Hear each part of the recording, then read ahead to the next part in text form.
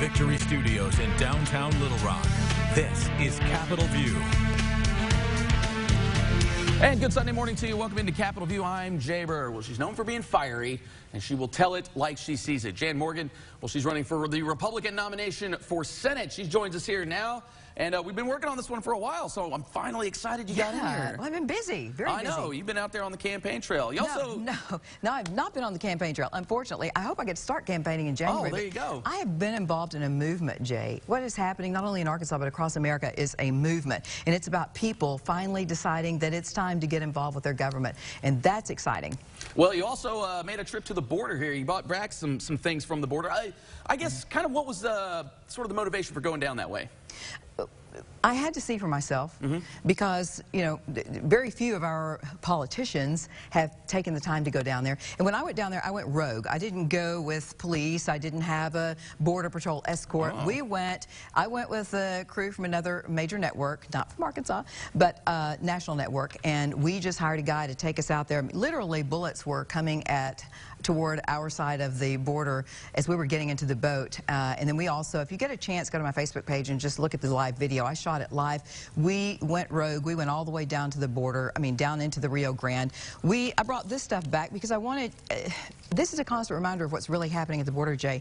What is happening at the border is not just an illegal immigration problem. It is an enemy invasion of our border. And if I were in the United States Senate right now, instead of asking for impeachment hearings, I would be asking for Biden to be arrested on charges of treason for aiding and abetting an enemy invasion of our border. And it's also not just that. We are also aiding and abetting criminal enterprise, a cartel enterprise. Because if you look at these little shoes, human trafficking is a huge problem. Right. And the cartels are making mega bucks off of trafficking children and adults across the border. These bracelets, Jay, there are thousands of them on our side of the border, if you take a look at that.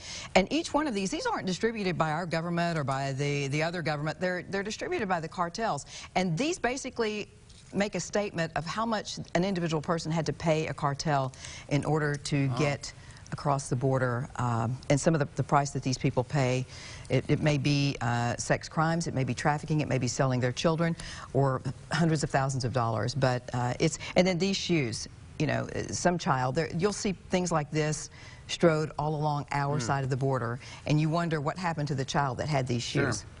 So, well, I guess kind of going off that, you know, foreign policy and things like that. Let's kind of get into maybe the bigger picture here with what you'd want to try to do in the Senate. Obviously, the southern border is a thing, but what else do you want to try to do when it does come to that foreign policy? Because, you know, a lot of people maybe disagree with how Afghanistan was handled and some of the other issues we've seen like that. What I want to do is join the other forces at the federal level who are actually representing the Republican Party and fighting for the conservative values of the people of this country instead of fighting for special interests. The reason I'm in this race is because my opponent blamed Donald Trump for January 6th. He voted to accept Electoral College votes from those states where there were strong allegations of voter fraud, and he's gotten too cozy with Democrats. I'm a strong proponent of term limits. My opponent has been there 20-something years. Right. He's gotten too comfy with the Democrats. His voting record is a reflection of that. He has a failing record from 4 conservative outlets. So I'm a fighter, Jay. Yeah.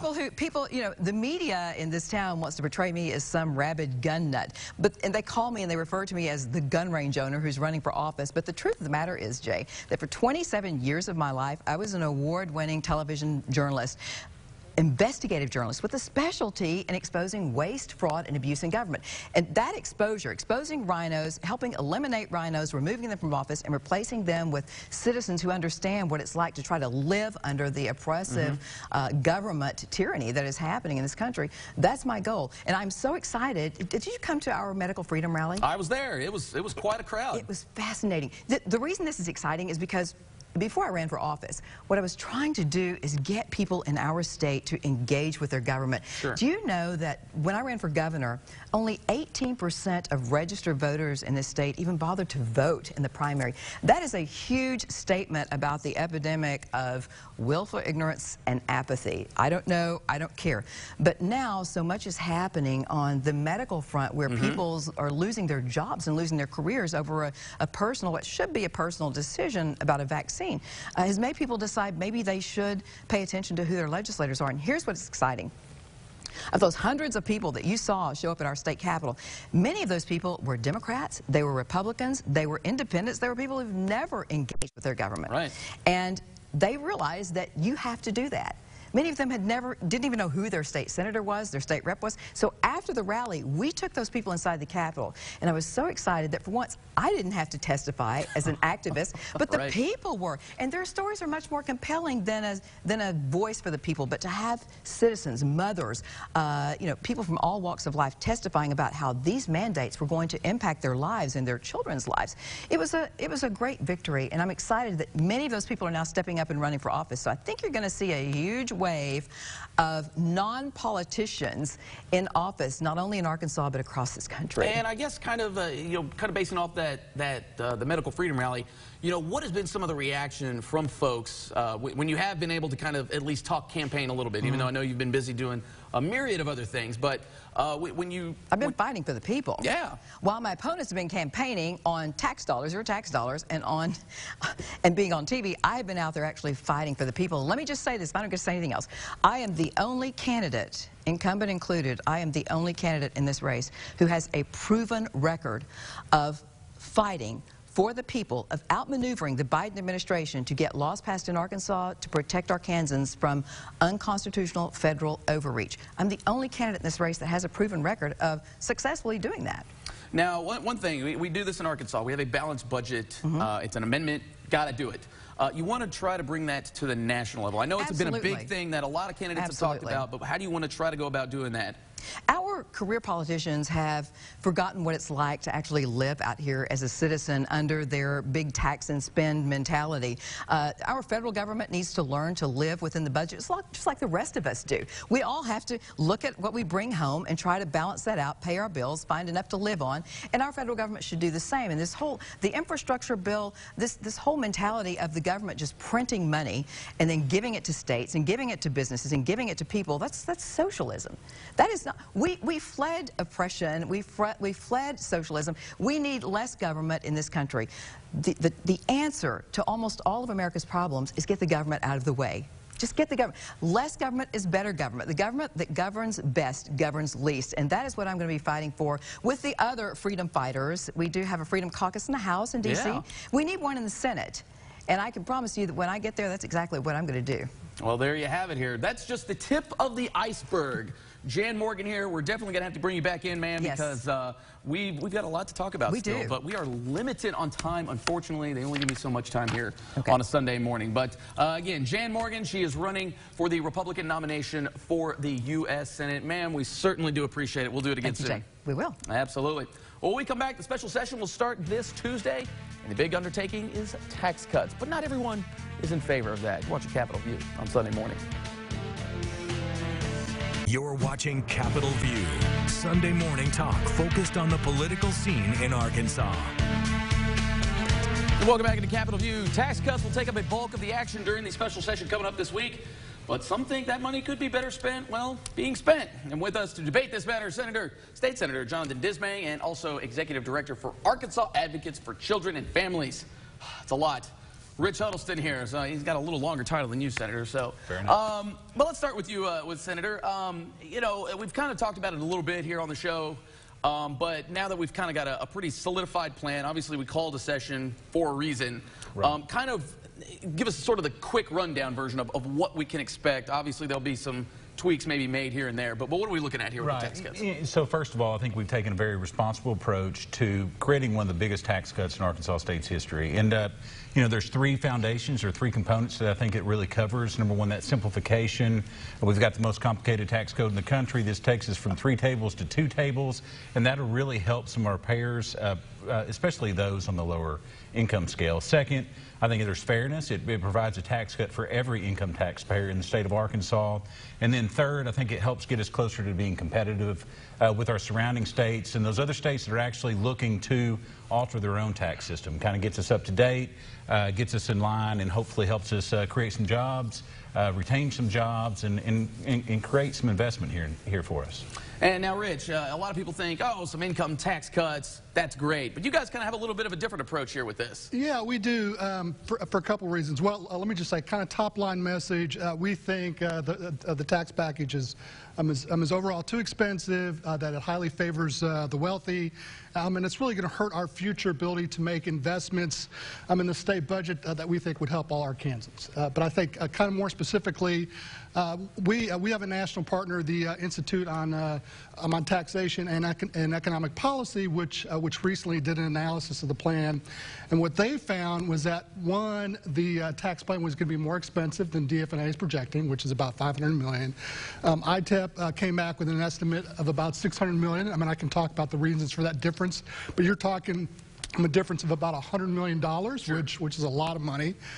They also found that in terms of who's going to benefit from the plan, that the top 1% of Arkansas taxpayers, those making over $500,000 a year, will get about 30% of that tax cut pie, and they'll have an average tax cut of about $10,000. At the other end of the spectrum, the poorest 20% of taxpayers, those with incomes less than $22,000 a year, their share of the tax cut pie is not going to be 30%, it's going to be about 1%, and their average tax cut's going to be about $20. And so, but I think for me, one of the things that really disturbs me most about the plan is the proposed cut in the corporate income tax, which, according to ITEP, about 81% of the tax revenue from that corporate income tax cut is actually going to be going to out-of-state shareholders, because, as you know, most cuts in the corporate income tax get passed along to shareholders at some point, and they project that about 81% of the benefits from the corporate income tax cut, about $64 million, is actually going to be going to out-of-state shareholders. And so, if you're an Arkansan, I mean, you should be a little concerned about that. And then I think finally, in terms of our long-term ability to fund critical investments in the state budget, I mean, there are lots of things. Of course, Arkansas, as you know, has to pass a balanced state budget every time, but there are lots of things over the last 8 years that have not either been funded or have not been funded adequately. I mean, we have a long list of what those are. Sure. But so I think bottom line, those are our kind of main concerns. Okay, Senator. So you kind of hear some of the arguments here. You'd have to think some of that makes sense, but to kind of explain to where, because I know earlier during the debate here, Governor Hutchinson had even said, you know, a majority of this cut will go to middle and lower income earners. So where do we kind of get the math on that? There's plenty to unbox there, and I mean, just for the record, I think he's been opposing tax cuts for as long as I've been proposing them. So, but just real quick, I mean, I think there's a couple of things in regards to the state budget. One thing I just want to, hand it to my colleagues in the Senate. We wanted to make sure that there was a backstop. And so we really beefed up the long-term reserve fund, which will become the catastrophic reserve fund. That's going to have $1.2 billion in it. That's for economic downturns, and it was also in place in case we really do miss the estimates on these tax cuts. As far as the estimates themselves, there has not been a tax cut bill that has come before us that is has been vetted more than this one. We've been vetting it for months. I've looked at it. We've had outside consultants look at it. I'm very comfortable with the numbers, with where they are. And again, I know that, what I would like to do at some point is be able to talk about the fact that, no, this actually benefits middle-income families tremendously. It alleviates some cliffs that are currently in the current structure, and and if you just want to look at the decrease in tax liability, for instance, it's about 3 to 1 for folks making $30,000 a year, decrease in their tax liability versus those that are in the upper income levels. And so I think it's a very fair approach. I think that it benefits taxpayers. And I think it's one that, again, there's a lot to unbox there. Maybe we should circle back. But well, and let me ask you here, Rich. Obviously, we've talked with some other lawmakers too, and they say you probably would ask a majority of Arkansans, would they rather have a tax cut go into their pockets personally, or would they rather fund some things?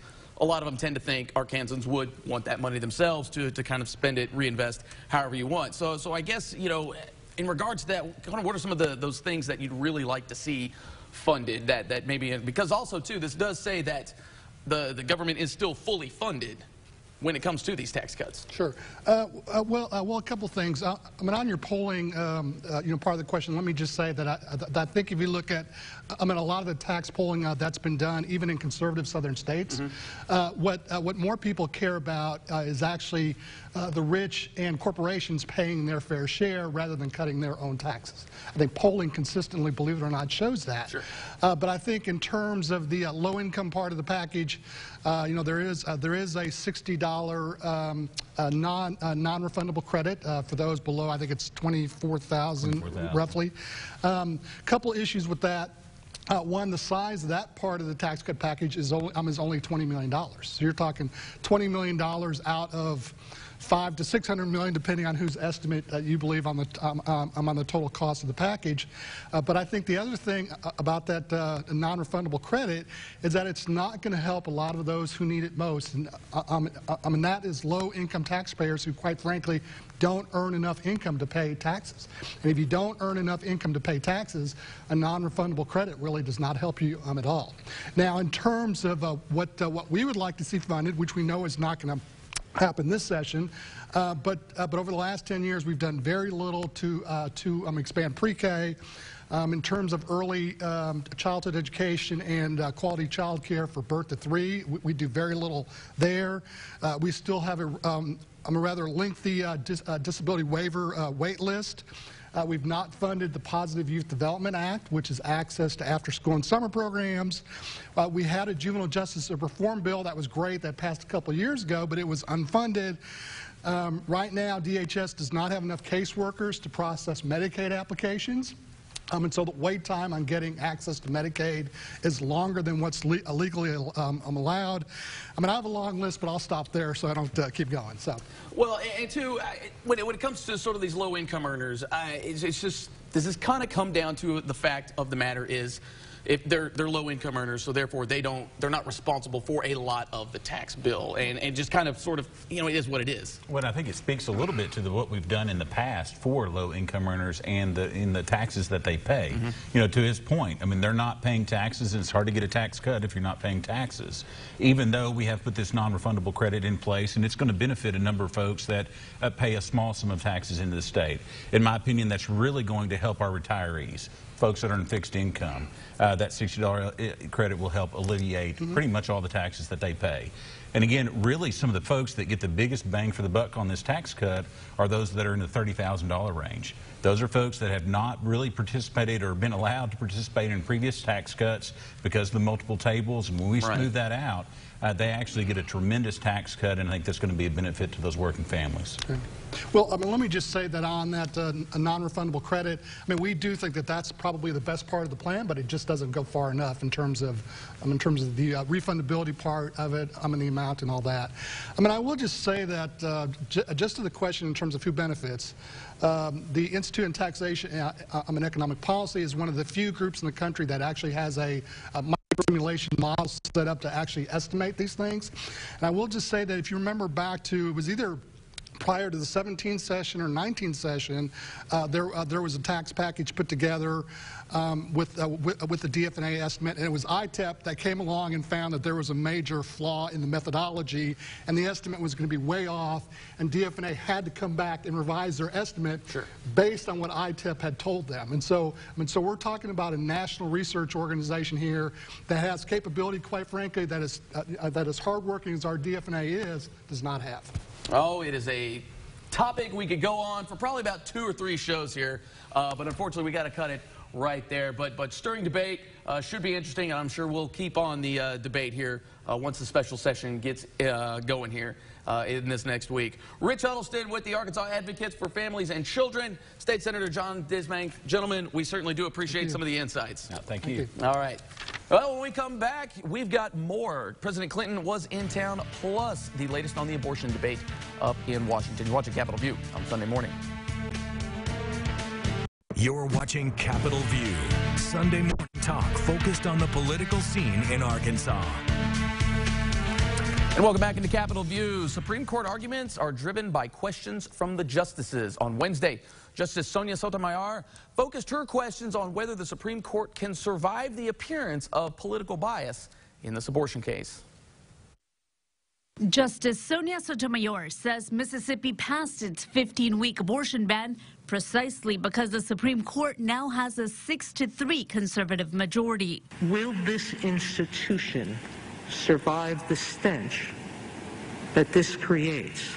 in the public perception. Attorney Julie Reichelman and the U.S. Solicitor General argued against Mississippi's ban. This case is about 50 years of precedent that women's basic equality and ability to make decisions that are fundamental to their lives are at stake. Reichelman says women aren't truly equal under the law if they can be forced to carry an unwanted pregnancy to term. Roe v. Wade and Planned Parenthood v. Casey established that states can't ban abortion before a fetus is viable, or around 24 weeks. Roe versus Wade and Planned Parenthood versus Casey haunt our country. Mississippi Solicitor General Scott Stewart tried to convince the justices that Roe and Casey were wrongly decided and should be overturned. Nowhere else does this court recognize a right to end a human life. Chief Justice John Roberts seemed open to upholding Mississippi's abortion ban. I'd like to focus on the 15-week ban because that's not a dramatic departure from viability. Now, like many other states, Arkansas has a so-called trigger law, which would automatically go into effect in the event Roe v. Wade is overturned. The law would ban all abortions except in cases of medical emergencies, and it was signed into law by Governor Asa Hutchinson in February of 2019. Senator Jason Rapert has said he also drafted legislation similar to Texas's abortion prosecution law, and he is ready to present it to the state Senate. Well, President Bill Clinton made a home visit this week, speaking at a volunteer gala for the Clinton Center. It's his first Arkansas appearance since the start of COVID and the center's first volunteer gala in nearly 2 years. Now, during his speech Wednesday, the former president thanked volunteers for their hard work during the pandemic and said his holiday wish was to see more people put aside their differences for the sake of progress.